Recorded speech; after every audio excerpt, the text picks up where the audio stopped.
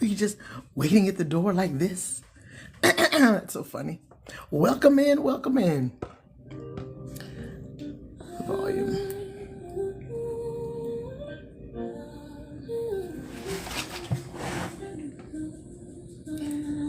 Thank you for sharing the live. Coach Shawntell, welcome in. Same thoughts, but they hit a little different though. Replay everything you said before. Every word they go knocking at your door. Lights low, but your mind's still loud. What if things got you lost in the crowd? Krystal, welcome in. Thank you for getting your daily heart me.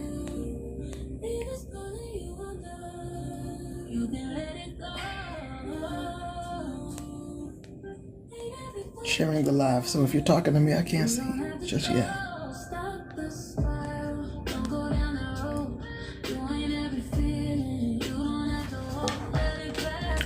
Thank you for grabbing your daily heart me.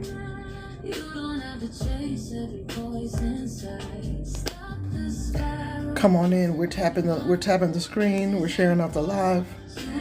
We're doing all the things so we can sit back in a minute and take it in.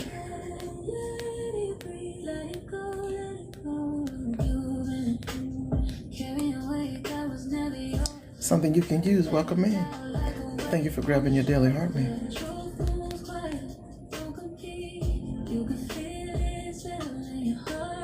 Ocean Summers, welcome in. Honest Productions, welcome in. It's the big day. Good evening, good evening, good evening.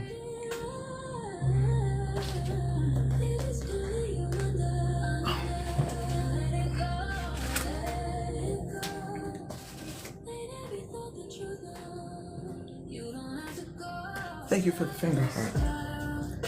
This girl. Here we go.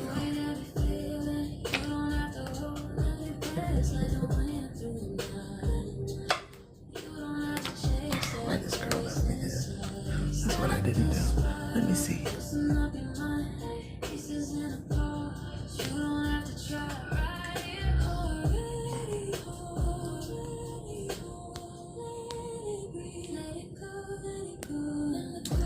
Miss Ingrid, good evening. I'm hosting a panel discussion tonight.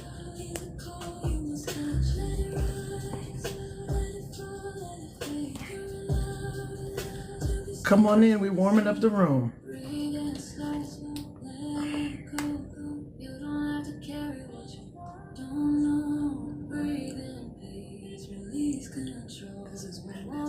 Okay, this isn't gonna work.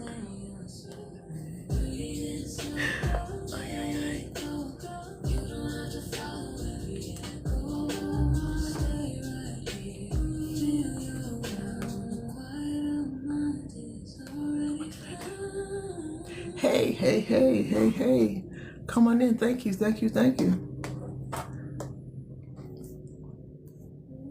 How's everyone doing? This is, but I don't need it to go. No.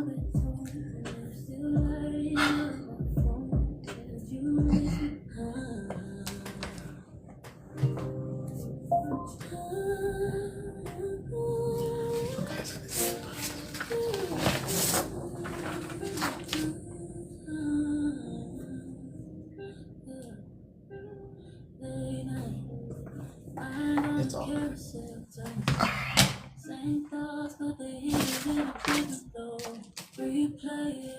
Welcome in. This chat is moving.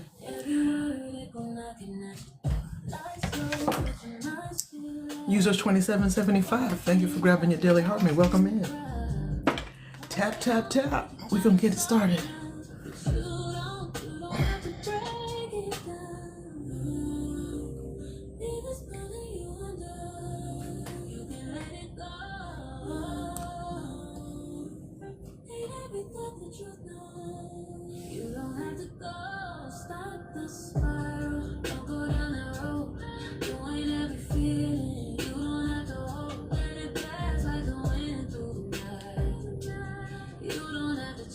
Every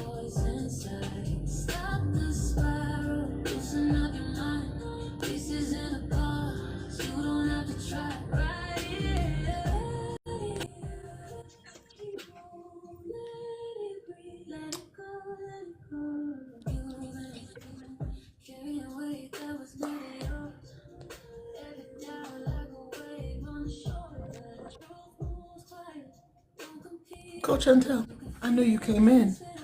Where are you? I don't see you on my list.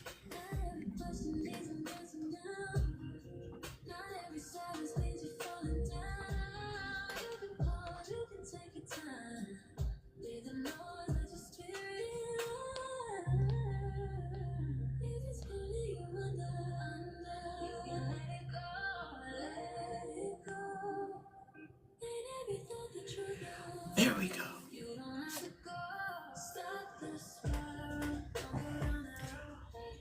We're gonna start when we get to 10K.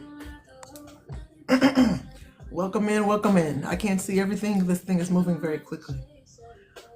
But thank you so much for coming in.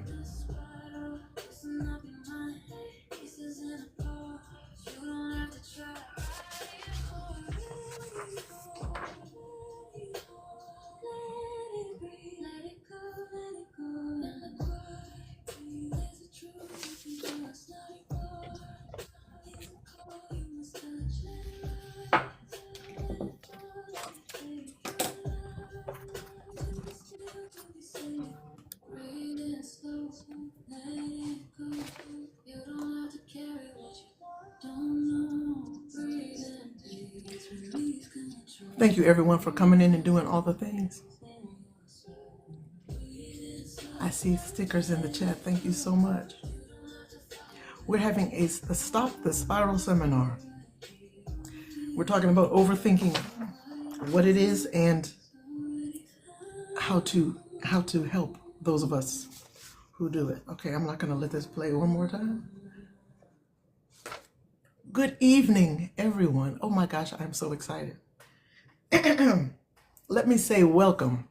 Welcome to everyone. Welcome first to my guests. And I'll talk to you all more directly in a moment, but thank you to everyone in the chat. There's a level of excitement. I can actually feel it, as the lines are going up. It's a Wednesday night, right? Usually I'm in here doing my midweek exhale, which I desperately need right now, but it is so nice to be here with everyone. You could be anywhere else, and you chose to come in here to my room and just to discuss overthinking. So I appreciate you. Hopefully, this my room generally is for people whose minds race, thinking about the past, thinking about the future, things that we can't control. And today I just am excited for the opportunity to slow all of that down with three panelists that I have come to respect. Now let me take a moment.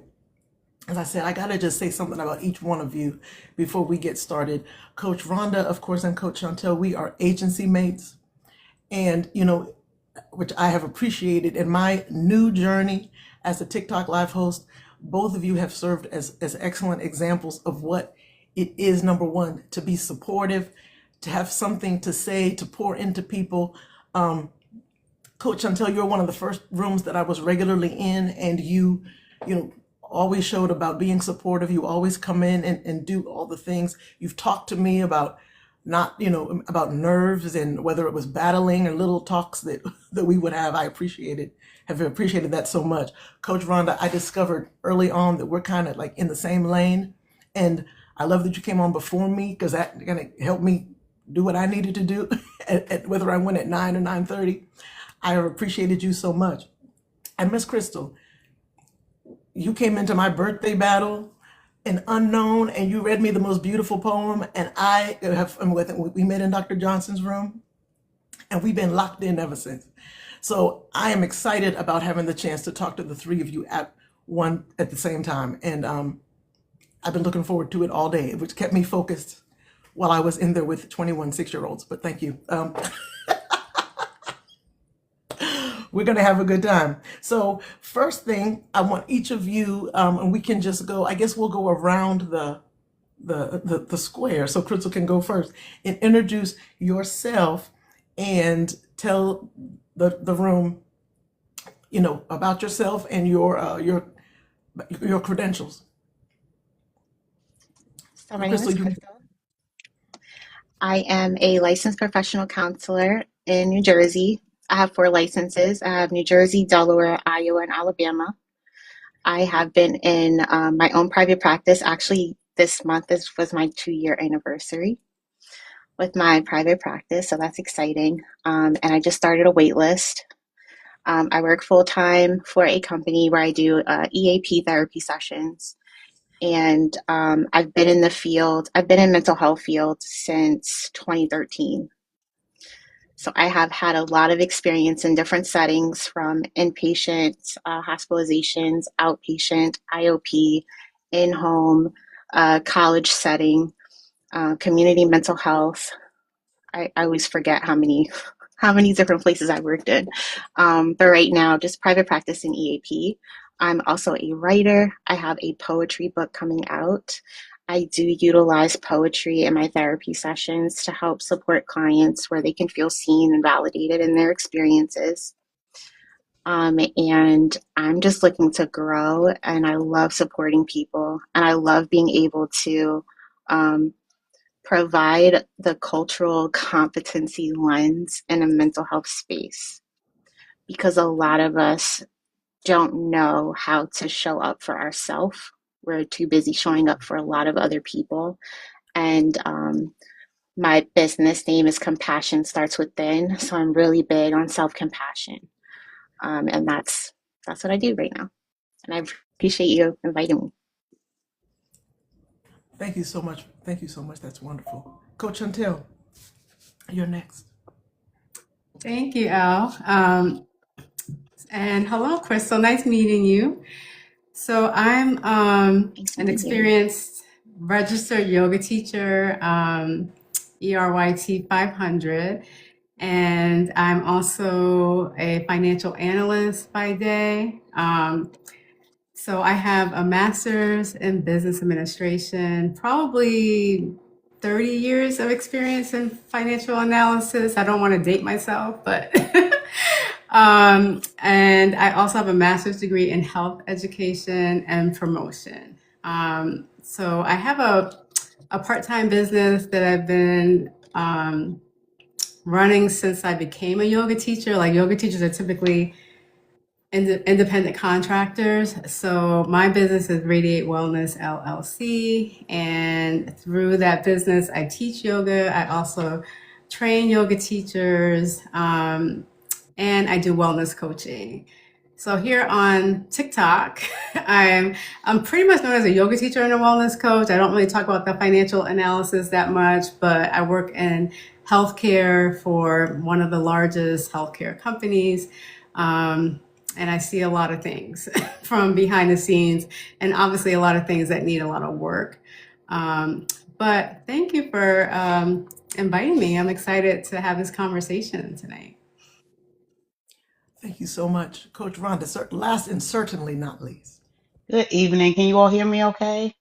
Yes. Okay, again, echoed as the lady said, thank you for inviting me to be a part of this panel tonight.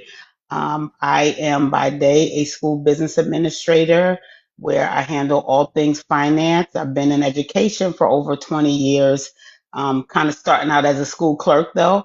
I have an MBA in organizational leadership. What I am very passionate about is working with women. So I am a mindset and clarity coach. I work with women normally 40 and over who probably have had success in a lot of areas in life, but are finding themselves at this season kind of feeling like they're stuck. And I help them make those identifications to what the blocks are so they can transform their lives, shift their mindset, and really begin to live a life that they love. That is awesome. So before we get down to it, I just like to say a couple of housekeeping things. First thing, there's a lot of things. There's already a lot of people are already doing all of the things, and I'm not going to interrupt anyone's talking to say thank you like we would do in a normal live. So if I see or when I see that someone is gifting, like I see the sheeps jumping across the fence, I'm gonna go like this, which is American Sign Language for thank you. Okay, and so to whomever, so this is for all the people that have already gifted. I appreciate that. The other thing is that I have questions on my agenda designed for, and I'm going to ask one person in particular, but please, if you feel free after someone has answered that you want, if someone wants to add to someone's answer, to jump in, because I really would like to hear, from everybody. I just can't ask all of you all three questions. So with that being said, let's get started. Coach Rhonda, with your business background and the education part of your background, I'm curious, when someone says, I'm an overthinker, what do you hear behind that? Ooh, when I think of that, when I hear someone say that, I really feel like that person doesn't trust themselves to make the right decision. That's kind of the first thing that I think of because it's something that I've dealt with. I think that's my immediate thought. Like there's a lack of confidence there that I'm gonna make the right decision, that I'm gonna maybe make a decision that's gonna lead to some kind of failure or major mistake. And so again, just that they don't initially trust themselves to decide well. Okay. Thank you. That's wonderful. Coach Shawntell, what is a surprising benefit of overthinking that people don't talk about? Well, I think overthinking can help you to identify what you're afraid of. So if you're noticing that you're overthinking about a particular topic, a particular thing, that could be a sign that there's some underlying fear that your mind's trying to work through, trying to process through, which may help you to address it in a more positive way. Okay. Thank you. That's very interesting. So chat, just a little pause for a temporary chat prompt. What is the thought? Drop in the chat. What is the thought that you overplay the most? Do you replay the past? Do you try to forecast the future? I'm just interested, and there's no shame here. I'm sure the chat's going to move so quickly that you may not be able to see, but it's just something we just want to see what people are thinking. Miss Krystal, while they're putting stuff in the chat, as I see a lot of forecasting future and the past. Okay. What creates a thought loop, and why do some thoughts stick? Yeah, so when I think of the thought loops that we get stuck in, it comes from our negative core beliefs. So we do have some negative core beliefs that we have gotten through our life experience. So that's the way that we're going to view ourselves, others, the world. And so our automatic thoughts that pop through our head are going to be those superficial thoughts that really capture the underlying core, right? So we'll get stuck in a loop, and that anxiety that persists and the avoidance keeps us there. And even when there's something that's telling us that, that's not true, we want to like stick to the thing that confirms our belief. We don't like to think that we're wrong. That's just human nature, right? And so based on our experiences, we're going to be stuck. And even when we hear a truth or a fact, we'll reject it. That's good. I mean, it's not good for those of us that do it, but it's good to know. Thank you. So just the consensus, do you all agree that overthinking is protective, or is that a stretch of the term? So thinking about this question, right? Like it feels protective. And it can be protective at times. It also can truly delay and just prolong our suffering. And so we might justify it with it is protecting me, while in reality, it's only protecting anxiety. It's only protecting stuckness. It's not protecting us from, it's protecting us from the perceived threat that may or may not exist. Okay. So Thank you. good. Coach Rhonda, Coach Shawntell, did you feel the same way or a different way? I love the way Crystal said that. I agree. I don't even want to try to add anything to that. Yeah, I agree. Coach Shawntell, your nod is your agreement. Yes. Yeah. That's awesome. Thank you, ladies. Okay, so we're going to move into our section on mindfulness. And my first question is for Coach Shawntell. How does overthinking show up physically in the body? I mean, I'm sure there's a lot of different symptoms because we're all different, but I think that tension, tightness in the body, headaches, digestive or like stomach issues. I know for me, I'm like my symptoms are more usually like digestive and stomach oriented. Um, tiredness, and maybe like heartbeat, if it's like anxiousness, breathing. I mean, yeah, there's probably more, but those are the ones that come to mind for me. I can relate to some of those. Right Coach now. Rhonda. Right. Coach Rhonda, what is mindfulness to you? Oh, I would describe mindfulness um, as just being very present and aware of what's going on, I guess, in you and around you. There's this term I keep hearing, and I've seen it so many different places, but it makes me think of mindfulness like the art of noticing, right? Mhm. And so noticing what's going on in you, noticing what's going on around you. I keep saying it. I recently saw it on Substack. That's the name of somebody's blog. But it's that noticing, how am I feeling, what's going on, and being able to just being very present with yourself in your current environment. That's good. Well, I need more of that. Um, Coach Chantel, what is one body-based practice that interrupts a spiral quickly? I think breathing exercises can be helpful for calming the nervous system. Um, so mindfulness for me is part of like my yoga practice.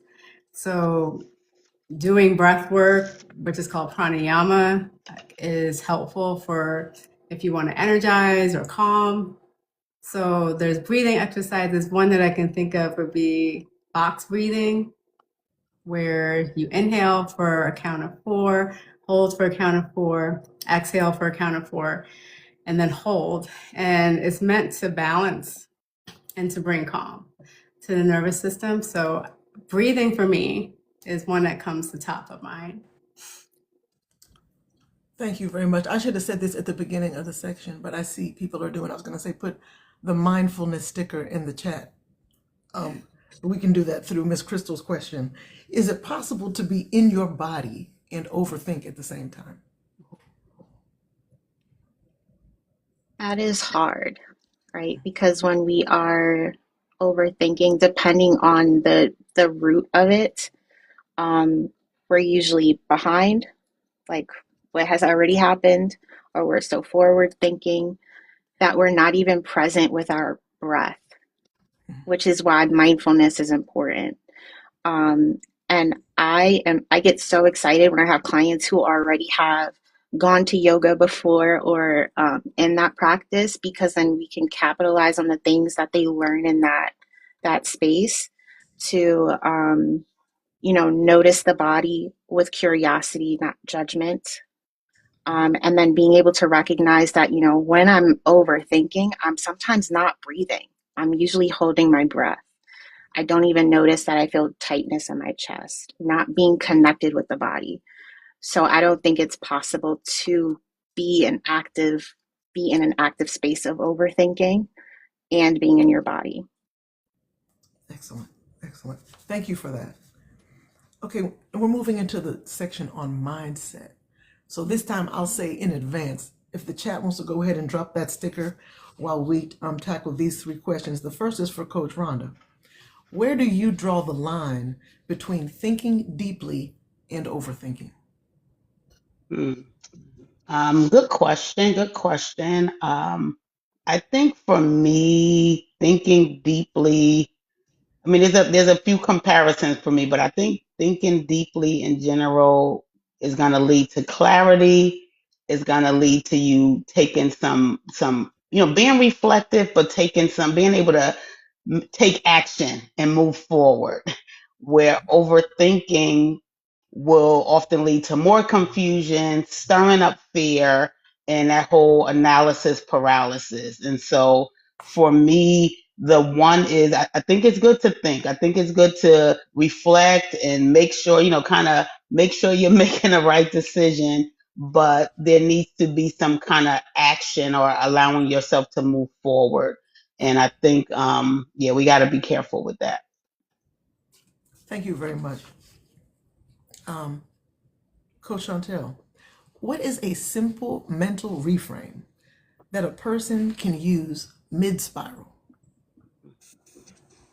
So in a yoga practice, we sometimes use mantras to focus, like for meditation or for like mindfulness practice. So I actually looked up a few because I didn't have any off the top of my head. One that came up was, this is the way that my mind loves and tries to protect me. I release worry and embrace calm. And I am not my thoughts, I am the observer.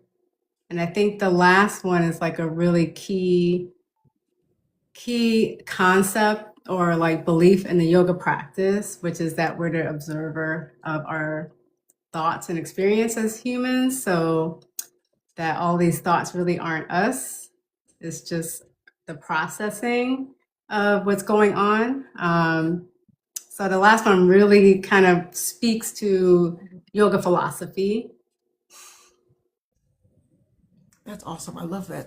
I'm just an observer of my thoughts. Elle, can I say something? Yes. I'm not my thoughts. I am the observer of the thoughts. Meaning that we're not our physical body. We're not the thoughts in our mind. We're not even our emotions. We are something beyond that, what is human and tangible, and that we exist after our human experience, that we're here. Like if you believe in being a spiritual person or a soul or whatever, however it's described in your spiritual beliefs, that we're more than that. So we're having this human experience, but we're not that itself. We're not our bodies. Sorry, go ahead, Coach Rhonda. Sorry. Coach Rhonda, No, go no, ahead. no. I'm sorry. I didn't know you weren't done. I think that was great, Coach Shawntell. I think I was thinking just also from like the mindset perspective, like when I'm working with someone as well, it's like getting people, how I had to myself as well in the past, is like to have that courage to really just take the next step. Like I don't have to have complete certainty. I may not have clarity, but being able to remind myself, like, again, first of all, asking myself certain questions like, is what I'm thinking true? Right? Somebody said curious, like getting curious about the things that we're thinking, asking myself those questions. But for me, sometimes I can stop it by saying, like, I don't need to be certain. I really just need to have courage to take the next step. And the next step may be small. Like it may not get me ultimately where I think I need to go, but just having the courage to take the very next action can kind of move me forward a little bit. Great, that's very good. Thank you, ladies. We're still in mindset. So, Miss Krystal, what belief patterns keep people stuck in mental loops? Similar to like, when I mentioned the having the negative core beliefs, if one of them is like, I can't, right? That this is going to be like putting a period behind it. Like this is just what it is, and there isn't any changing it. That blocks us from even taking the step to do something different. And so the mindset that like we have a belief and a thought, and that's just the truth, right? And that's just who I am. And I think part of the experience that we get to have when we talk to other people is recognizing that like the thoughts are going to come. They don't have to stay, and we don't have to give them a permanent home either. I hear you, and what you said, identity, right? That's what we identify, and we make those things be. We attach them to us, Right. and say that is what we are, and that's what we have to break from. Even when folks say like my anxiety or my OCD or my depression, I challenge that. It's like, this is something you experience. It is not your whole existence. It is not your whole being. It is not your whole identity. It's something that you were dealing with, and we dealt with a lot of things and got beyond it. Thank you so much. That's excellent. We're moving into our section on mental health. So if I could please have the chat, find that sticker and drop it Wait, in there the was the chat. comment here, eviction ready, can't live here. I like that. What does it say? Eviction ready. Oh, I like that. Y'all are, let me just say, this chat is going off, and I love it. I love it too. So for mental health, Miss Krystal, at what point would you suggest therapy to an overthinker? I love this question. Um, Anytime you overthink. And the reason why I say that is because there's a misconception that I go to therapy when things are bad, when I can't tolerate anymore. And unfortunately, that just is going to prolong how long you're in therapy, right? We have a tendency to allow things to exist until we cannot tolerate it anymore. Same with pain, like physical pain and ailments. Like, we'll push through it until we just can't. Like, oh, I could still tolerate it, so I'm good. And that keeps us stuck. And so I want to be able to share with everybody that therapy doesn't have to be, I have a diagnosis that I'm wanting to treat in therapy. There is short-term solution-focused therapy. You can go to 3 sessions. You could talk to somebody who is a objective person in the room, doesn't know you, can help you explore the things, and they don't have an agenda. And so you can get that feedback from somebody and move beyond it. Instead, we wait until it's bad. And then unfortunately, you might get to therapy and somebody says, hey, like, I think you actually need a higher level of care. And so let's do it before we get to the point where we need to be in therapy multiple times a week, or when we need to be in an IOP program, or we need to be hospitalized or if we need to be in the hospital because of the things that it's doing to our body. All that overthinking is causing a lot of stress, and stress can kill us, period. So I heard you say when you first answered the question, you should seek therapy when you would advise it when you overthink. But I know for me, I mean, I've had many a sleepless night, just maybe about a forthcoming conversation, or something was going to happen at work. But are you saying that I should sign up right then, or it's only if I Yeah. notice a pattern? Well, look, if it was gonna be you, girl, I would. But Listen, it's should I wait until I see a pattern, or how many yeah, of course, times? if it's something, I mean, if it's something that, every once in a while and you're able to work through it. And I think that's the difference between like the overthinking and the ruminating, which I know is a question coming up. But the when it becomes a pattern, yes. We don't want it to be a pattern that we're trapped in, though. How many Okay. sleepless nights? Right. Ew. Right. Ah, so much work to do. Uh, next question. We're still in the mental health section. I'm telling you. Um, Coach Rhonda, what do people misunderstand about anxiety and rumination? We might have to Ooh. define rumination for the people. What do they misunderstand about it? Yes. Hmm. I think for me, I would say it's the time that it steals from us. I think when we are, I think sometimes we minimize it, how much it controls our life, how much it keeps us from really living fully in who we are and doing the things that we want to do.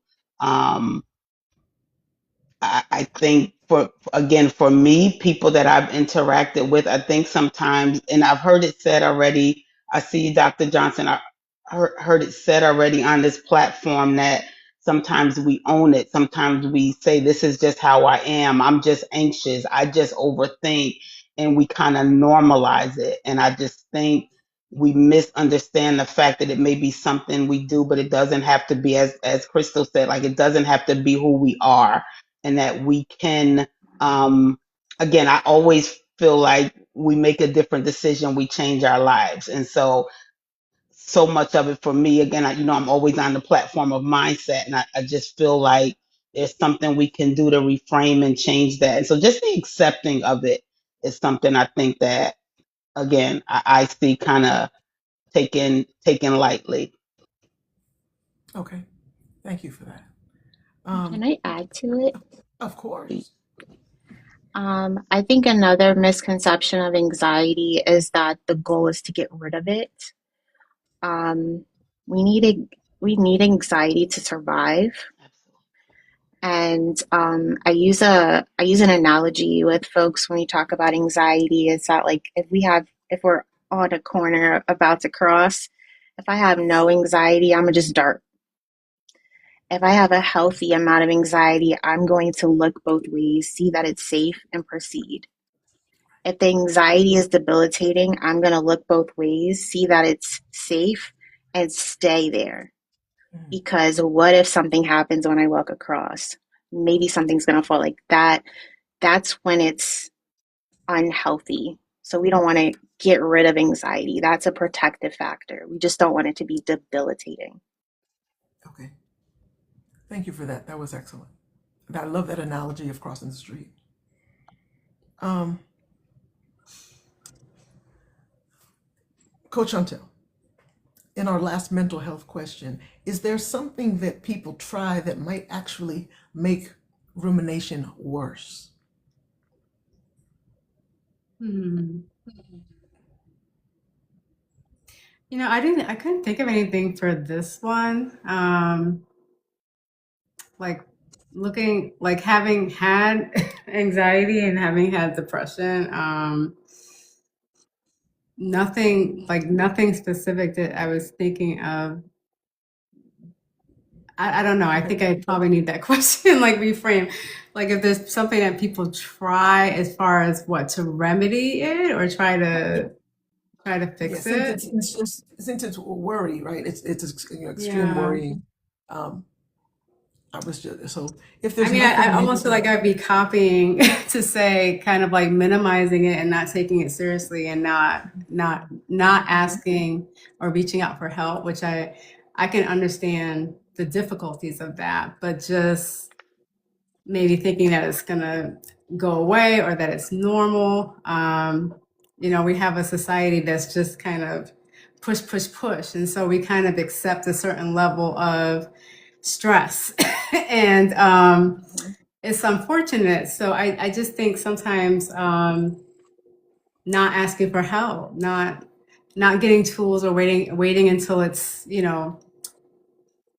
impeding your life to the point that it becomes really difficult to ask for help. Like that's a real thing. So I think it's better to intervene earlier and gather tools that you can use than to put it off.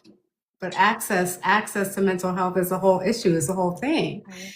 And sometimes people are stuck because, they don't have insurance and they don't have, access to mental health services, or they can't find someone that they feel comfortable with. And there's just all types of barriers that can get in the way. What came to mind when you were talking was about, for me, people depend based on their family situation, they may not even realize the line between worry and rumination, right? I mean, they don't, you might be in the habit of worrying. It might just be something that you think you have to do. So it might be hard to recognize when you need to seek professional help, or when too much rumination is, or is when you've reached the limit, when is the capacity of rumination. So I do like what you said about knowing, when to seek help for all of this. Hopefully we can draw lines for people in this chat today. I thank you for your answers. So we're at the point now where we're going to get into some scenarios. I got one scenario for each of you. And just to kind of give an example to the chat that is listening in case they face these kinds of things. So the first one is for Miss Krystal. You are stuck replaying a conversation that you had earlier. What will stop the spiral? Yeah, so with this one, is asking yourself, I wrote some, I jotted down some things for this one. Asking yourself, what new information are you seeking to gain from replaying it back? And then what do you want to better understand? And asking yourself, what do you feel in your body? What are you experiencing emotionally? What's prompting or triggering you to have the urge to replay it in the first place? And so when you ask yourself those questions and you actually answer the questions, you're already out of the spiral, because you're not replaying the conversation. You're exploring, why am I feeling this discomfort? Right. That's awesome. Thank you. I probably needed to hear that myself. So thank you for that. Coach Rhonda, your scenario is you are stuck trying to make a decision and cannot move. What is your next step? Hmm. Um, Good question. I didn't prepare for the scenarios. I'm thinking of this in real time. Just repeat that for me, Elle. Sure, sure. You are stuck trying to make a decision and cannot move. What is your next step? I think for me, what I've found myself doing is really, and I kind of referred to this earlier, like asking myself, is the thing that I'm worrying about true? Like, where's the evidence for it? I think that keeps me in a spiral where sometimes I can get in a spiral and I'm thinking the worst or anticipating what can happen.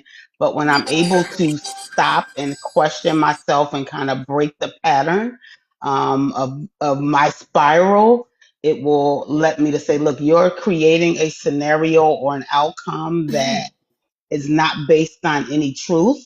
And then I can kind of redirect, make a decision, and move forward. Mhm. Fantastic. Thank you. Thank you for sharing that. I do have some strategies to throw in there too. As far as when stuck making a decision, doing a cost benefit analysis. So when you're able to identify what is the thing that I'm trying to make a decision about, and what are the long-term and short-term benefits, what are the long-term and short-term risks of doing it or not doing it. Another one is just the regular pros and cons, and then identifying the possible outcome of not making the decision. Hmm.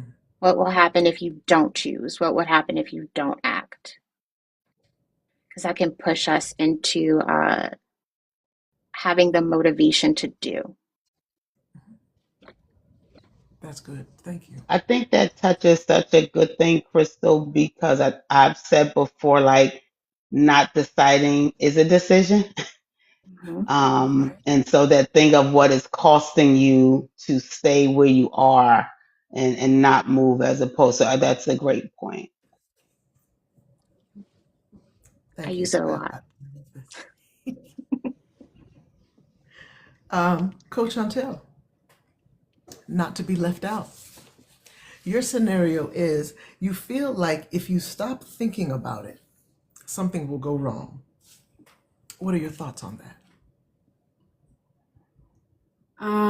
So my thought on that one was that that's true. That, but hold on, give me a minute. So let me try to explain. I think, so when I'm reading that, I'm thinking that if I stop thinking, overthinking, something could go wrong. Right. And if I continue to overthink, something could go wrong. So therefore, something could go wrong. And I think accepting and understanding that not everything's under our control and that overthinking or not overthinking is really not going to change that is where I can kind of find, I don't know, some level of like, okay, maybe maybe I can stop. Maybe this is really not going to help because I'm not really controlling anything. I'm just kind of I'm like thinking that I am by doing it. It helps me to kind of recognize it by if I can accept that I really don't have control over the outcome, then I can choose to stop. But so long as I think that the overthinking is really gonna do something, I can get stuck in it. So I think you're right if you think that if you stop, something could go wrong. But you're also right that if you continue to do it, something still could go wrong. Does that make sense? Yeah. No, it I'm does. sorry. I was like, how do I say this? But yeah, that's how I interpreted it because I think what we think sometimes can manifest. And so if you think you're right about something, you're probably, right. Mhm. Your thoughts sometimes bring you to whatever it is that you're thinking about. So if you're thinking negative, you probably are gonna get a negative result, if that makes sense too. I think So no, it does, and I think I think it's helpful to be realistic, right? Because there's some the toxic positivity of just like think positive and it'll be fine. We don't know that either. So just as much as we don't know that things are going to go wrong, we don't know if they're going to go right. So when you said that is regardless of if I continue to overthink it or I don't, something can go wrong. That is a possibility. Something can go right. Something can just be indifferent. Why don't we ever think about the right, the best case scenario, the right possibilities? That I mm, actually have an answer for that if you want it. Yes, please. Because we're designed to protect ourselves, it's harder to stick with the positive, like this is going to happen, because if we think if we're on guard, then I'm going to be able to protect myself and I won't be disappointed. So we could try to whole think positive thing, but prior to this current existence, when we were like hunters gatherers and all that stuff, is like I can't focus on this butterfly, I might get mauled. Hmm. And the thing is, right now, that's Come well, on. Come on, girl. Whatever you're thinking, go ahead and say it. I could be a little problematic. Um, It's all I'm right. like, we still got to keep our head on the swivel a little bit Right, right. because it's wild out here in these streets. And um, and so it's not helpful to just think everything is going to go right. It's not Right. helpful. So I don't tell my clients think positive. Honestly, I tell them it's bullshit. Mhm, mm, mhm. mm. If I'm being, you know, Right. it is bullshit to just think positive. It's not, we're not being realistic. It can go right, it can go wrong. We'd hope for it to go right, but we don't know, regardless. Dr. Johnson said, take us there, Krystal. My chest got tight. I'm experiencing my body right now. It's all right. We're at about the halfway point. So that's good. We're doing fantastic. We're probably a little bit beyond halfway. So I'd just like to take this moment to reset the room and reintroduce our guests. We have Miss Krystal and Coach Shawntell and Coach Rhonda and myself, Elle, and we are here talking about stopping the spiral of overthinking. We have identified it. We have talked about mindset, mental health, and mindfulness. We've discussed a couple of scenarios, and we're going to get into a couple of deeper issues now on this on the downslope of the seminars. Everybody doing good? I made myself some hot tea. I have not taken one sip, Because you're and being not a a great cold tea. host. It's okay. As my throat gets raspier, but I Mm-hmm. appreciate it. And the chat, everyone in the chat is still doing good. Oh, Onyx says, yes, we good. I appreciate that. All right. So now we're going to discuss the difference between intuition and overthinking. My first question is for Coach Rhonda. How can a person tell the difference between intuition and overthinking? For me, um, intuition is something that it's just my inner knowing.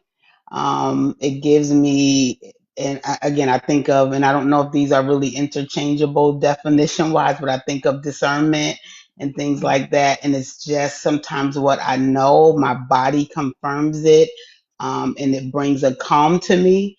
I may not share it with anyone else. It may not be an external exchange, but again, it's this certainty, where overthinking feels chaotic to me. It makes me anxious. It makes my body respond. And so that's the difference for me.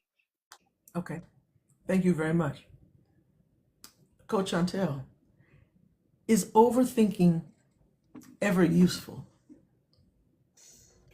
Yeah, so I feel similarly to what I said before, which is I think that overthinking helps me to identify things that I'm like scared or afraid of. And typically, sometimes I'll use that information, right? Because identifying what you're afraid of is not easy sometimes to really get specific about it, to really hone in on the thing. Like sometimes there's layers to it because you have an initial response, but then there's something like under the surface. So I will sometimes use it as a writing exercise, where I write a letter to what I think I'm afraid of, and I'll really, dive in a little deeper to try to understand what's like, where is this coming from?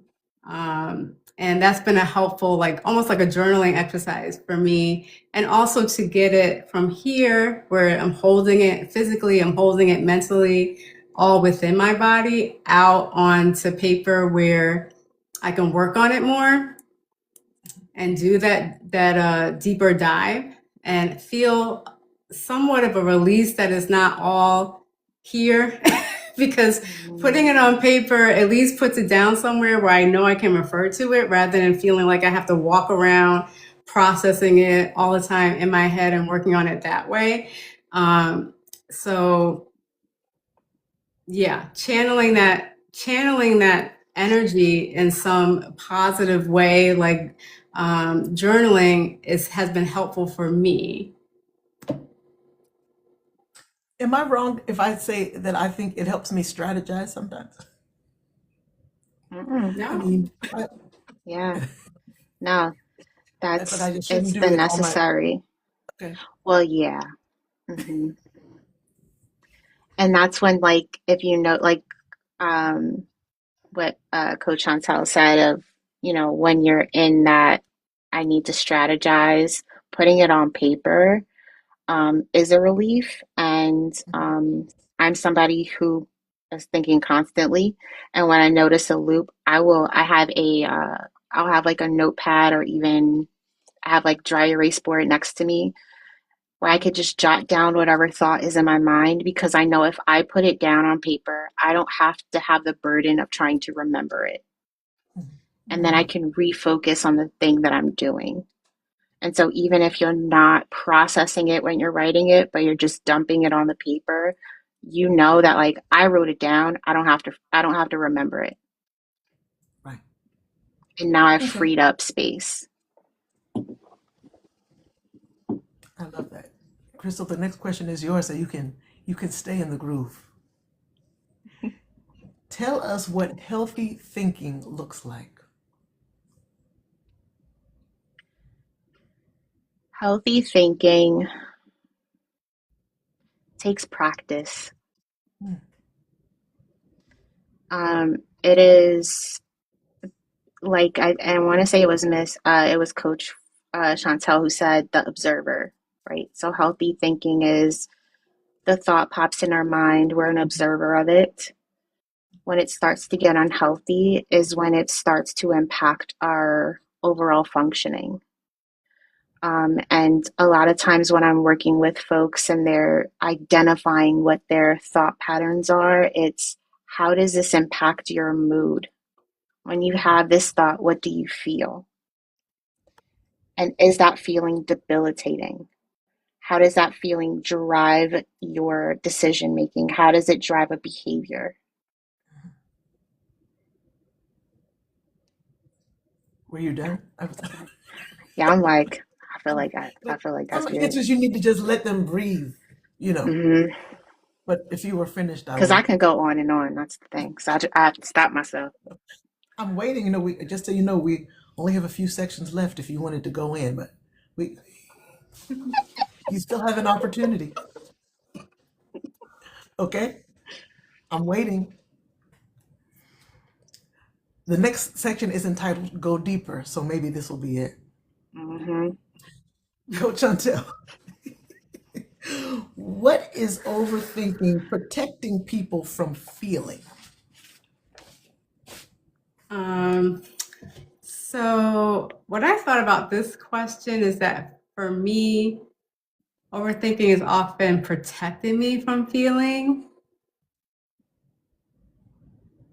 So it's kind of like a distraction from coping with whatever emotions or whatever feelings I'm trying to avoid, discomfort, fear, sometimes, not so good feelings like anger. You know, sometimes I feel like the overthinking is trying to distract me from actually sitting in a discomfort of whatever it is I'm trying to avoid. And oftentimes, I have like a feelings wheel that I keep handy because it helps to identify that what that feeling is. It helps me to like dive in deeper. It starts with basic high level feelings: happy, sad, surprise, disgust, fear, anger, and then it goes out into more descriptive words in those. And that wheel has been so helpful for myself, or like if I'm working with like someone else, to understand what it is that I'm feeling or what they're really feeling. So I do feel like overthinking takes me away from actually staying in the moment with whatever it is that's happening in that moment. Being present. Okay, Miss Krystal, is peace uncomfortable for overthinkers? Yes. Um, when we're accustomed to chaos or anxiety, and when we're stuck in cycles of avoidance, when we feel a sense of peace, there's it's uncomfortable because it's unfamiliar. And so the unfamiliarity is like this, something's not right, something's going to happen. And it takes practice to sit with peace. And that's why, like, when we identify emotions as either good or bad and try to put them in dichotomous categories, is that we'll want to escape or run away from the bad emotions, and then we want to chase after the good ones. And in reality, they all have their place. And then when we get to a place of peace, we don't trust our body. When we get to a place of peace, sometimes there's a fear that if I let my guard down, something's going to happen. So I need to continue to be in survival mode. And a lot of times when I work with folks, I work with them on being able to recognize moments and where things were calm, and when something happened, they were able to respond, so that you could start to trust that when there is an actual danger, my body is going to do the thing it needs to do. I don't have to continue to be on guard. That's awesome. Were you finished? Yes. I'm going to make sure before I move on. Okay, Coach Rhonda, what are people afraid will happen if they let go of the thought that's in the loop? I think people are afraid that like it could like what the outcome will be like it could result in failure. It could result in them. I didn't think through that long enough. I decided too quickly. I took the wrong action. And I wanted to tie it to, if you don't mind, even what Coach Shawntell was saying. I had wrote down before that about what overthinking is protecting people from. And it ties into this to me because I think it also protects us from other people's opinions. And I think so many times we're overly concerned about the judgment or the opinions of others, but as long as I stay in overthinking mode, I don't expose myself to what someone is going to say because I haven't actually taken action. And so I think once I let go, now I'm vulnerable. Now I said it, I did it, I put myself out there. What are people, again, for those people that are, like I said, overly connected to what other people are going to say and those external, um, you know, inputs or whatever. But so again, I think that they just we get really stuck with what the outcome is.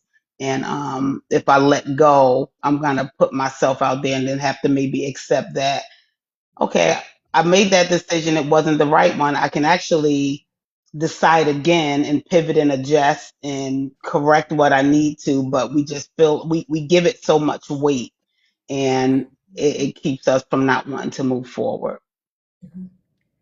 And something Thank you you. said there was like the fear of judgment of others.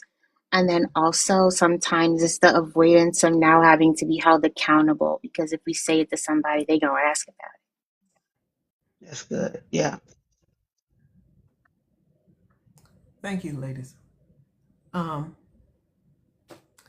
the next section is entitled debate, and it's just really because at this point I want to hear in these couple of questions from all of you. I will direct it at one person, but again, I would be interested in all of your perspectives.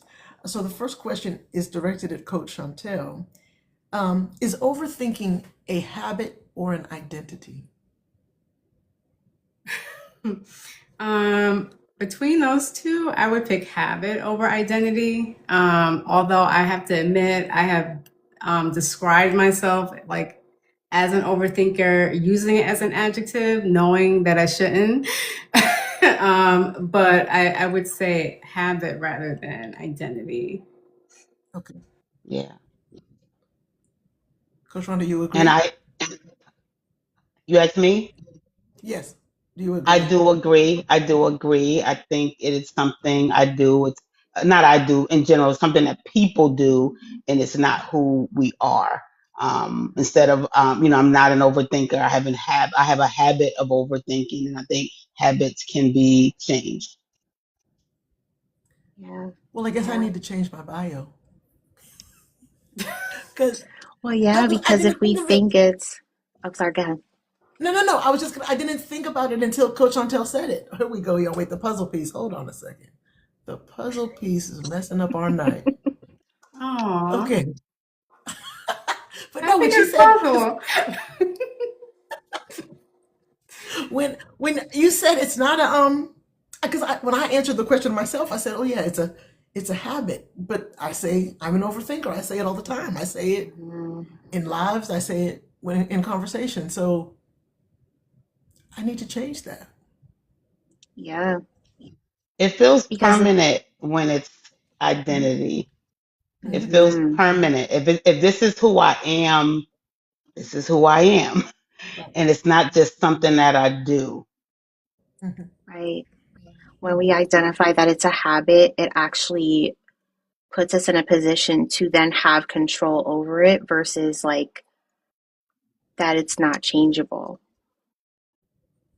And so like even that mindset shift of when I look at it as a habit or a thing that exists versus this is who I am, there is a possibility for it to be different Mm-hmm. rather than a characteristic or a Yeah. personality flaw. Right. And part of that, like self compassion, is acknowledging this thing exists and it's something I experience. It doesn't mean this is who I am. There's more to me than this. Yeah. Right. And I do have the power to do something different. I Because love how that. many times in our, even like if we think about just generational trauma and our experiences, we get that, well, that's just how such and such is. Well, you know, that's how such and such is. Mm-hmm. It becomes an excuse then to Right. continue. Yeah. Mm-hmm. Mm-hmm. It becomes an excuse to accept it from other people. Right. So good. Mm. I think you're, Elle, can I say something? I think Crystal is Of already course. answering this, but there's a comment that says, is overthinking always a bad thing? Mm-hmm. No. So there is a space where we can think something through and you might think about it a couple of times, right? But if it's to the point where you can't move forward, that's when it becomes problematic. So it's when overthinking turns into rumination, when overthinking becomes the loop, when it becomes that spiral and we're just spinning, then we're not propelling forward.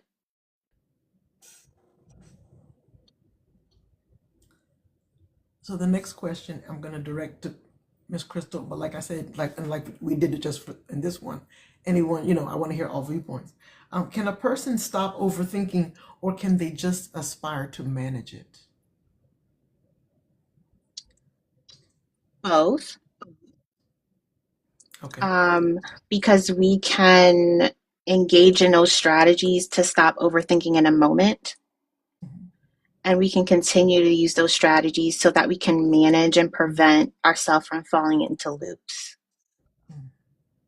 And so again, it's not we're gonna, get rid of it completely. We can work on it in a moment. And then we can continue to use those strategies so that we don't get trapped in it. Now we know how to navigate it when it comes back. Right. Coach Rhonda, Coach Shawntell.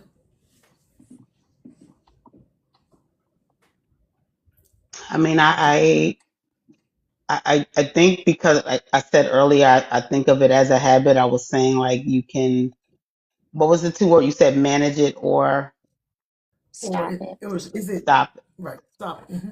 stop it. And so again, thinking of it as a habit, I was leaning toward the idea of being able to stop it. I love the way that Crystal explained it. And so that makes sense because it feels like an ongoing work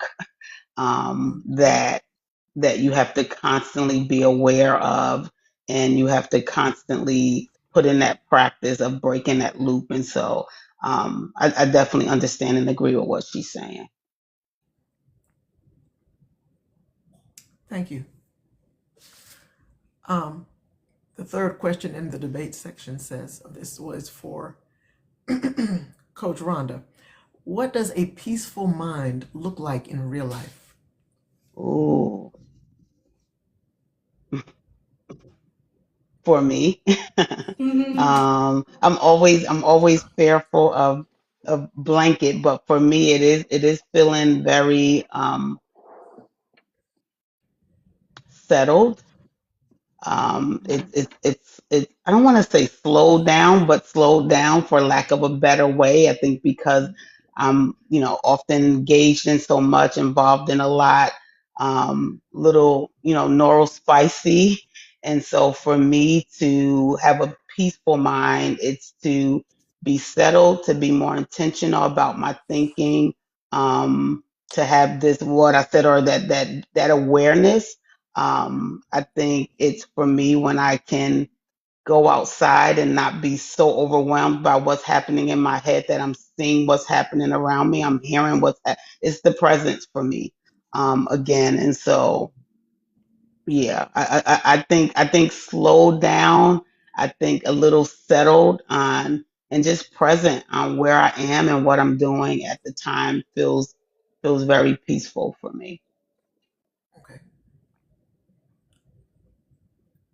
Coach Shawntell, Miss Krystal, if either of you have anything additional?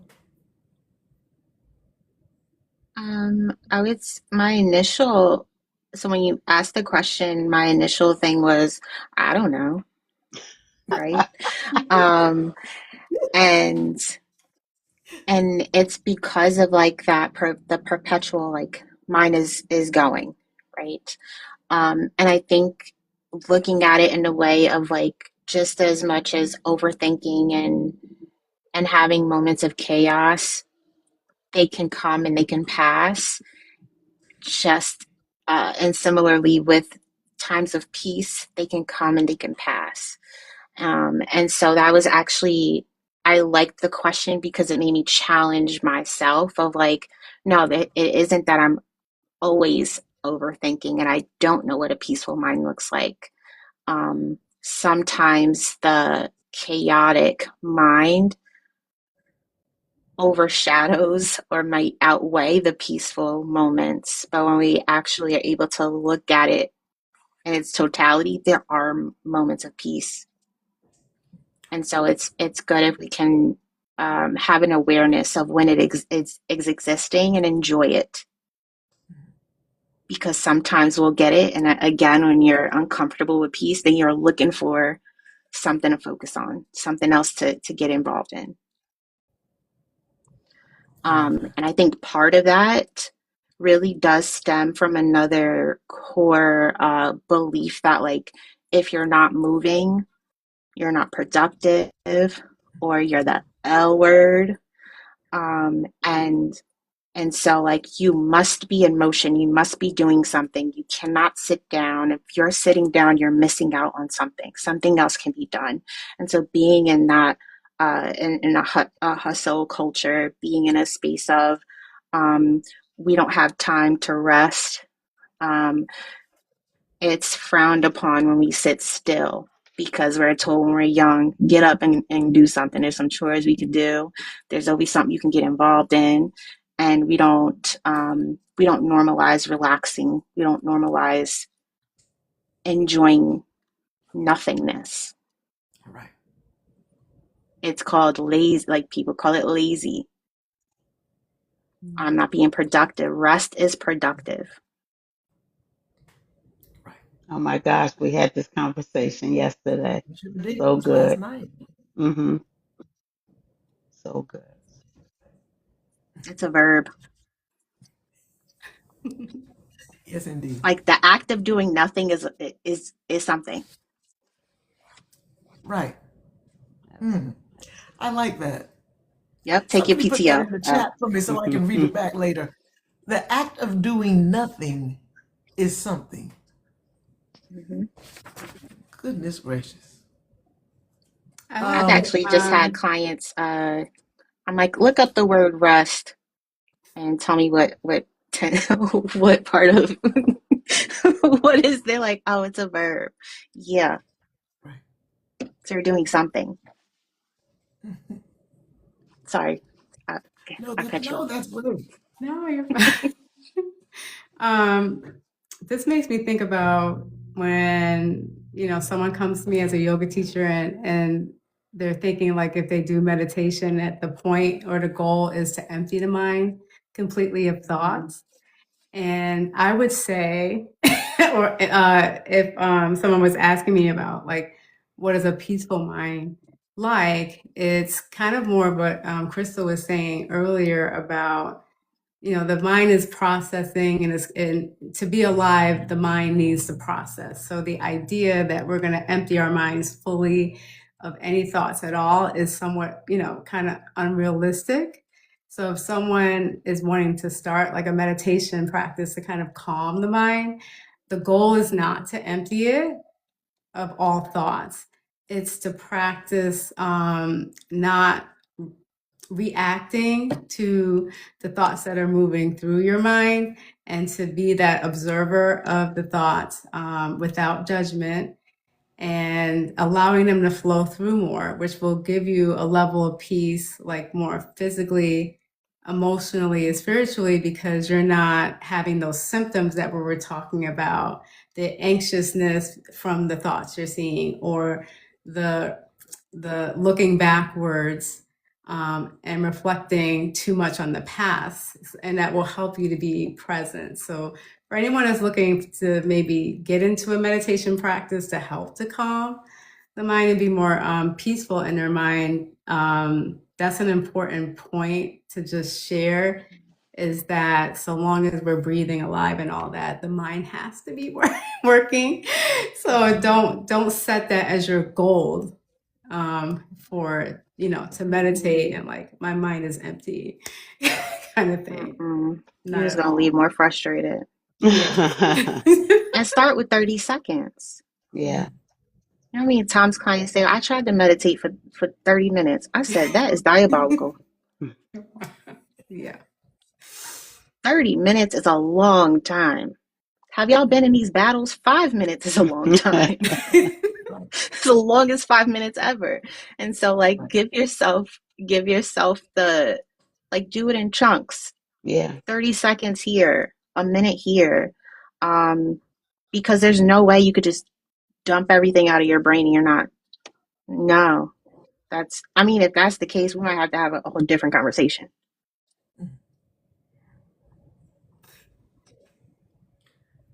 I had a revelation one day mid live while I was preparing for a live because I have to use my laptop and I always have all the. I'm not. You would hate to see my tabs going across the thing, but when you're done, you just kind of close it. And one day when I needed to be ready, I opened it up, and of course the computer doesn't work because it needs to be shut down. That was the revelation that I had. Like instead of just closing it and opening it back up to whatever busyness is on the screen, eventually you do have to hit that little circle with the line and let it shut down. And that's, what we need to do.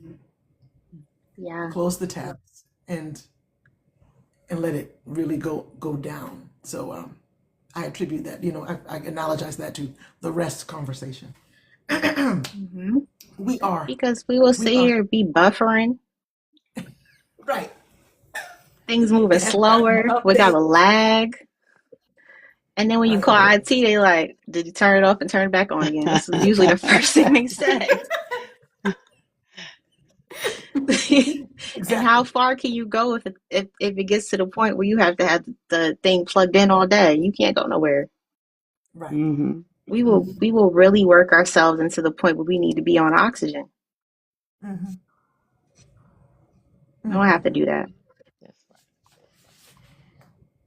So this is a perfect segue because we are getting to the section that I'm sure our chat friends have been waiting on. We're going to talk about some interruption tools when we're caught up in the loop. And with each question, and it's just two, but I'd like each person to chime in with whatever idea you have to interrupt the spiral, so that the audience can take away something from this seminar. What is one tool that someone can use in under 60 seconds to break a thought loop? And we'll do like we did at the beginning, and we can go Krystal, Coach Shawntell, and Coach Rhonda. Do I need to repeat the question? Because I know I jumped Okay. Tell yourself to zoom in. And so if your thoughts are, whether they're going far ahead to the future or outside, or for behind in the past, right? Just imagine you're like zooming in a camera lens. So we have our outer shell in the universe, then we come into the country, then we come into the state we're in, the city, the street, the dwelling, the room, and then what's in front of us. Um, and the way that you can get your mind to go there is to literally say out loud to yourself, zoom in. I love that. Yeah. I will share a couple yoga poses that are helpful. There's a grounding posture called child's pose, which we often see children in, curled up with your head down, your knees bent. You take your arms out in front of you, and like sitting your hips back towards your heels. It's a posture that we incorporate into a yoga practice, typically at the beginning, for grounding, for listening to breath, centering. A forward fold, whether you're standing or seated, can be helpful for calming the nervous system. So those are two postures that can be helpful from a yoga perspective for grounding yourself, centering, bring your awareness back to yourself, and also like calming your nervous system.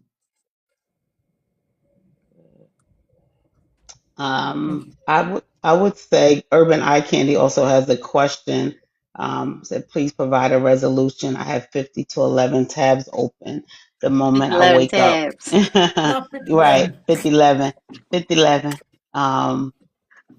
Moment I wake up most mornings. I was gonna say for me, one thing in breaking the loop is to name it. It's like being very aware that I'm doing it. And so if it's like, hey, I'm spiraling, I'm overthinking. So sometimes the awareness that this is what's happening can help me stop, own it, and then I can like interrupt that pattern. And I think when I'm aware of what I'm doing, again, that grounding for me may be connecting with nature. I mean, again, in what it may be writing something down. Sometimes I need to like really just get it out and put it on paper. But it is also being aware of what I said before about that noticing. So it may be, what am I seeing? What am I feeling? It's kind of just connecting with what's around me and getting from being so deep in my head, that again, the naming it, but then connecting some way with nature is good for me. Or again, putting my thoughts on paper. Those are probably three of the things that I do a lot. And to address that question as well, like I love the idea of writing it down. I usually suggest that folks keep a notebook near their bed, so that it is within reach. So even if it's you woke up in the middle of the night or prior to going to bed and your mind is just going, get that notebook out and start writing. Um, and then, when you first wake up, if it's something you need to just dump, and then say to yourself the actions that you're going to take next. So if Mm-hmm. it's like, I'm going to take off the covers, I'm going to swing my legs off the bed, I'm going to stand up, I'm walking to the bathroom, whatever that is, like if you're dictating to yourself what moves you're going to make, that's already interrupting whatever thoughts are popping up for you. Thank you all so much. I like that. Yeah. The another It's called question in stealth mindfulness. Stealth mindfulness. stealth mindfulness. I'm writing Nice. this down. I don't even know.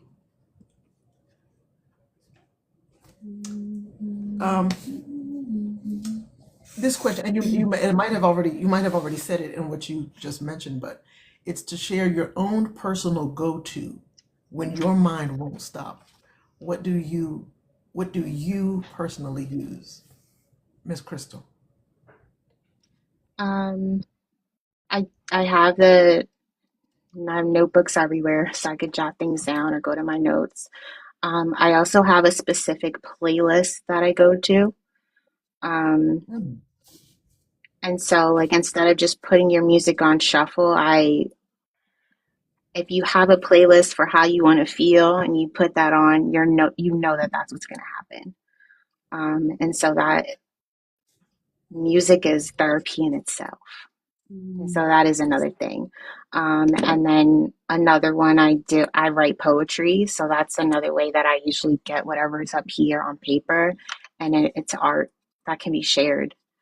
And so that's a comfort for me. That's the cathartic piece of that's one of the benefits of my overthinking is that it gives me space to create.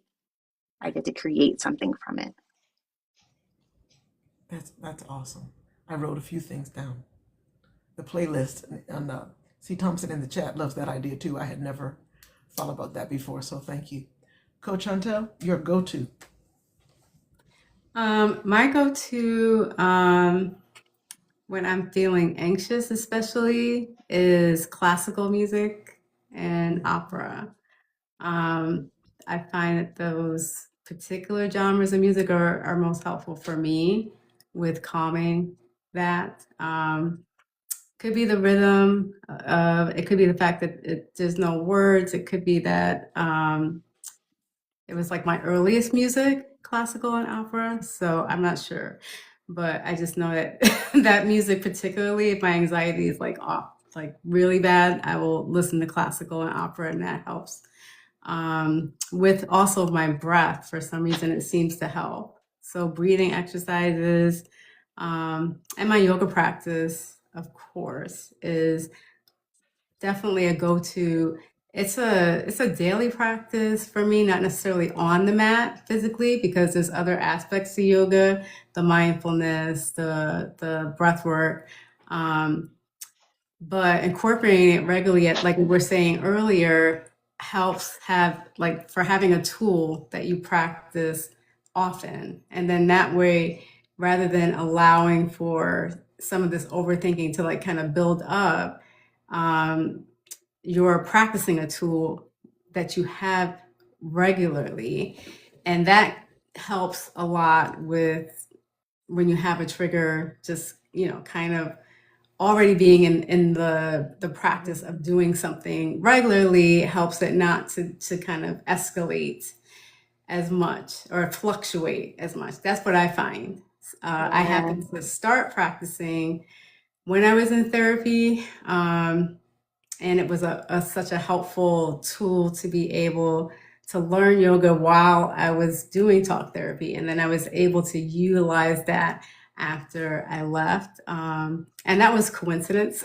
Someone invited me to a class when I was in therapy, getting support for anxiety and depression. So it has been helpful to have a regular practice all the time.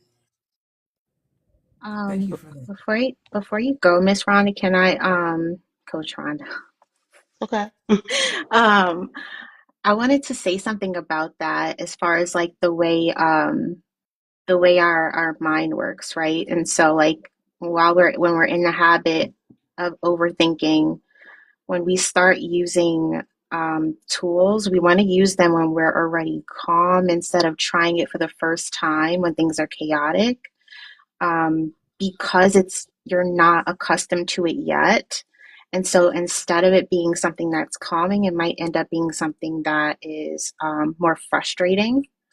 And so it's like having a toolkit, and you want to be able to know what the tools are and how to use it so that when it's time for the work to be done, it's in place. When we're in significant distress, our prefrontal cortex is turned off, our amygdala takes over. And so at that point in time, we're going to just do what we're used to. We don't have that space or capacity to think, what tool can I access? And so we really do have to practice all of these strategies first so that when it's time for it to be used, it's more muscle memory. And write the strategies down, because you don't have to, then you don't have to think of what do I do? What do I do? Then we just go to our usual.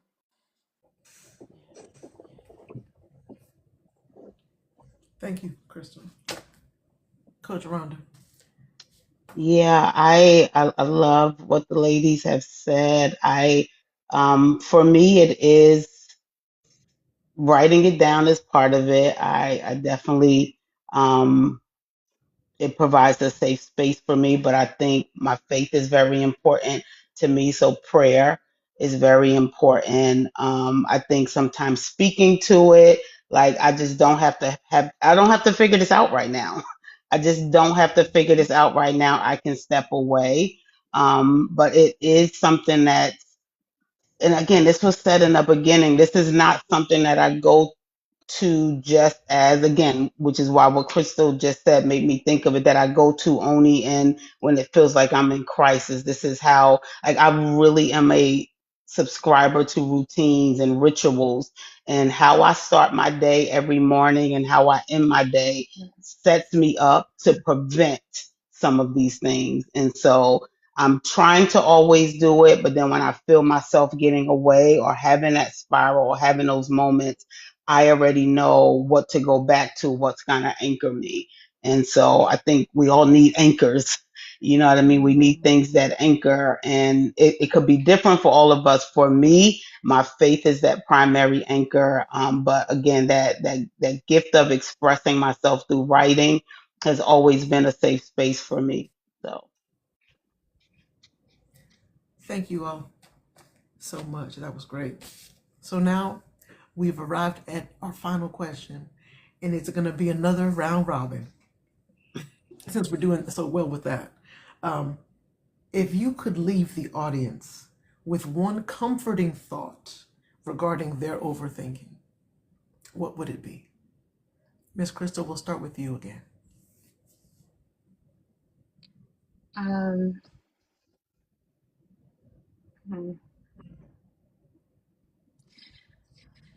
Overthinking doesn't have to be the identity. It does not have to be the identity. It could be a guest. It doesn't have to live there. I have a favorite quote, and it is, "The past is a place of reference, not a place of residence. The past is a place of learning, not a place of living." And so when we are in a space of overthinking, acknowledge that it's there, explore it with curiosity, and let it pass.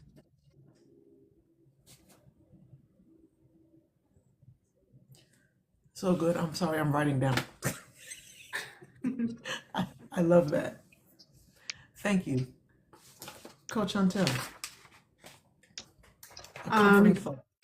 Comforting thought. I think my comforting thought would be that there's tools. There's tools out there, there's tools available. And I'm so, grateful for this conversation, because just in the being here and the listening, I've heard and heard some other tools that I'm thinking about. But we're all different. So look for the tools until you find what works for you. But know that there's tools out there, and that you can find something that's going to help you. You might have to try a few things, and that those things may change over time, because sometimes tools stop working, and then we have to, find something else. But there's tools that you can use and practice and incorporate into your daily life that will help to make your overthinking more manageable. Thank you. yeah, and I would probably repeat two things that were said earlier. It's not who you are, it's something you do. And that the statement I just said, I kind of said it prematurely, but it's reminding myself or reminding yourself that I don't have to have it all figured out right now. And, we start the spiral, we stay there with all of this pressure, and sometimes just a step away and come back will help you make a quicker, more decisive, take a more decisive action. And so sometimes just giving yourself that grace to step away, ground yourself, and come back to it. Thank you so much. I have asked Coach Shawntell to lead us in a grounding moment as we prepare to close out, and after that, I'll say my piece, and this we can stick a fork in this thing. I have enjoyed this. But go ahead. I don't want to get too excited too soon. Coach Shawntell, go ahead. Yeah, so thank you, Elle, for asking me to kind of bring us through an exercise. I thought that we could do the box breathing, the 4-count box breathing as a tool, a possible tool that might help. Someone was asking in the chat about breathing exercises. So I would say if we could all just kind of come to a comfortable seat and just make sure that you have grounded yourself and sitting, maybe connecting your feet to the floor, sitting in your chair, and taking a moment to soften your gaze or to close your eyes to bring your awareness to your body, to yourself. So in box breathing, we inhale for a count of 4. We hold the inhale for a count of 4. Then we exhale for a count of 4. And we hold for a count of 4. And if anytime this begins to feel uncomfortable for you in any way, you can go back to your natural way of breathing. And we're going to start on the inhale. So sitting up tall in your body, take a breath in for 1, 2, 3, 4. Holding for 1, 2, 3, 4. Exhale for 1, 2, 3, 4. Hold for 1, 2, 3, 4. Inhale for 1, 2, 3, 4. Hold for 1, 2, 3, 4. Exhale for 1, 2, 3, 4. And hold for 1, 2, 3, and 4. Inhale 1, 2, 3, and 4. Hold for 1, 2, 3, 4. Exhale 1, 2, 3, 4. And hold for 1, 2, 3, 4. Last round. Inhale 1, 2, 3, 4. Hold for 1, 2, 3, 4. Exhale 1, 2, 3, 4. And hold for 1, 2, 3, and 4. And just allow yourself to pause for a moment to check in. You can bring one hand to your heart, one hand to your center. And just notice how you feel after pausing to try that breath work. Notice any emotions that you're feeling, any thoughts moving through your mind, how you're feeling physically. Just bringing awareness without judging the feelings or the thoughts. And when you're ready, you can slowly begin to Bring your awareness back to the screen, back to the room.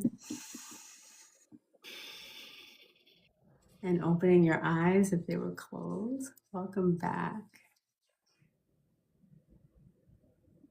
And I'll pass it back to Elle. Thank you for. Thank you so much. That was great. One more breath, I would have been knocked out. Well, I've been known for putting people to sleep in classes. Well, So, in a very good way. Good for the end of a class or end of a live, right? That was perfect for the end. Listen, I have enjoyed having this opportunity to talk to you all. You know, at the same time, right? We've each had separate conversations. We've been in each other's chats, but there's nothing like talking with, and seeing your faces and, and hearing your voices. I am so sure that the chat appreciated this. I could see it. I mean, this is my first time, as you know, doing this. I tried to keep up. It wasn't even space to answer all the questions. I hope that everyone who was here listening got something out of this, since I couldn't, it wasn't really conducive to, directly dealing with everyone's issue. But I hope that you enjoyed it as much as I did. I don't know when I'll do this again, but at least I know that I would like to. So I appreciate you all spending the time to come in and talk with me. I have appreciated your insight. My notes are full of notes that I wrote down from something from each of you. And I just can't thank you enough for being my first panel guest. I mean, ever in life, like not just TikTok, but ever in life, I've never done anything like this. So I appreciate it. I chose so luckily, I'm so glad to have had each of you come in. So thank you so much. I will say none of you hesitated when I asked a question. No one thought about it for a second. And I appreciate that you think enough of me to clear your schedule. So thank you. Is it okay if I share a poem? Definitely. This is called No More. No more saying sorry or apologizing for things I am not at fault for or not sorry about. No more putting myself last. No more staying quiet to make myself small to accommodate others. No more expecting me from other people. No more accepting less than what I deserve. No more overextending myself for corporations or agendas that only line the pockets of those who don't give a shit about me anyway. No more justifying or excusing maltreatment and disrespect. No more second guessing myself. No more letting anyone other than myself define my worth.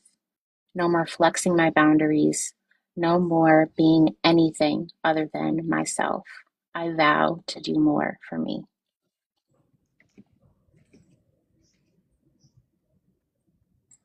As always, you done read my whole life. Thank you.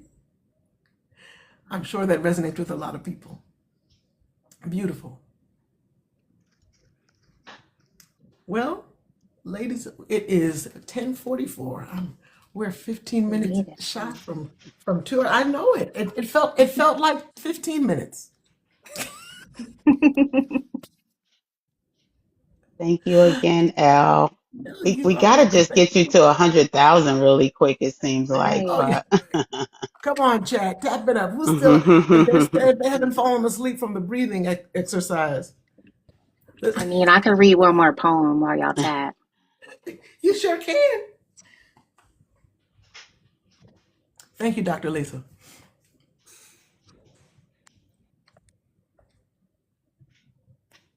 Oh, 100K. I'm seeing 100. yes, And this me one too. is actually more on brand. I have been stuck in a cycle, spinning in my thoughts, unable to find my balance, unsure if my next step is correct. I want so badly to step into silence, step into safety and peace, step into confidence and a faith in myself that I haven't acknowledged I am worthy of. And this current existence in time is insanity. My sanity is waiting on the other side. I may not be able to see it, But if I don't imagine it, what is the purpose of my struggle and pain? I want to step into the silence with openness, without fear that it's a trap. I want to experience it in its fullness, arms, heart, mind, and soul ready to receive it. I want and desire silence, the volume turned down on these racing thoughts, muted voices of those who seek to harm, silence turned up loud, seeing the color in its fullest, tasting water at its crispest, feeling whole in the body I am in. I want to leave the sticky shell I currently reside in. I want to move toward the silence with my ears wide open to hear it. Beautiful. I've been resisting pressing these buttons all night, but you know what? I'm not going to hold back anymore. I appreciate you. Like I said, I've already closed. I don't know what else to say. I can't say enough. I appreciate every one of you, and Thanks for thank you for having making us. our first Yeah. panelist happen and go off without a hitch. Because you know I was overthinking about that. Thank you again. Yes. Thank you, Elle. Thank you, Thank you, Krystal. Elle. Thank you, Coach Rhonda. No, Oh, thank thank you. you. And it was lovely meeting all of you. Yes. Have a great night. Do the same. My little song I'm going to play as we see. Oh, thank you for the hat and mustache. I'm going to play the song, the outro, and you all have a good night. Thank you for all the gifts. I couldn't even keep up with the thank yous. Same thoughts, but they hit a little different though. You have to drop us down, Miss Elle. Hold on. I'm going to turn this down so I'm not hurting anybody's eardrum. Let's see. Thank y'all. Thank you, thank you, thank you. Good night, Elle. Great job. Good night. Thank you.